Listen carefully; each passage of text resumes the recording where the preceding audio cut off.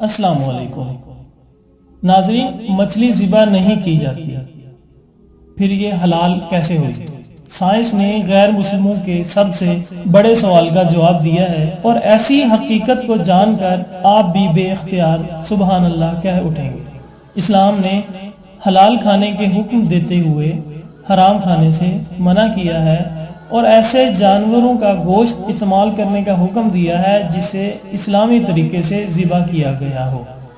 غیر مسلم نہ صرف حرام گوشت استعمال کرتے ہیں بلکہ اسلام کے اس حکم سے متعلق مچھلی کی مثال پیش کرتے ہیں، اور یہ سوال بھی اٹھاتے ہیں کہ اسے ذبح نہیں کیا جاتا تو پھر یہ کیسے حلال ہو گئی۔ تاہم اب سائنس نے اس سوال کا جواب دیا ہے، اور ایسا حیران کن انکشاف کیا ہے کہ آپ بھی حیران ہو جائیں گے۔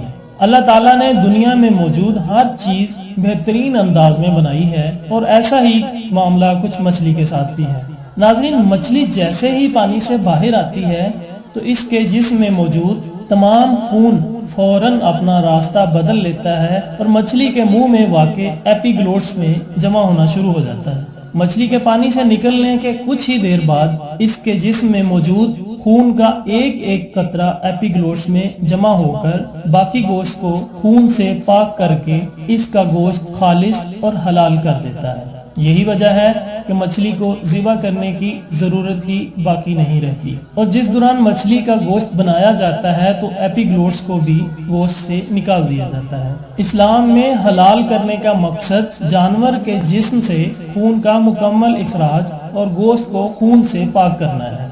یہی نہیں، سائنس نے اسلام کے حلال کھانے کے حکم کے پیچھے چھپی حقیقت بھی آشکار کی ہے، جس کے باعث غیر مسلم بھی ہکا بکا رہ گئے، کیونکہ جب کسی جانور کو ذبح کیا جاتا ہے تو اس کے دل اور دماغ کا رابطہ ختم نہیں ہوتا، اور دل جانور کی وریدوں اور شریانوں میں موجود تمام خون کے باہر نکلنے تک خون کو پمپ کرتا رہتا ہے، اور اس طرح اس کا گوشت خون سے پاک اور حلال ہو جاتا ہے۔ دوسری جانب جب کسی جانور کو غیر اسلامی طریقے سے یعنی جھٹکے وغیرہ کے ساتھ ہلاک کیا جاتا ہے تو اس کا دل فوراً دھڑکنا بند ہو جاتا ہے، اور یوں جسم میں خون کا اخراج صحیح طریقے سے نہیں ہو پاتا۔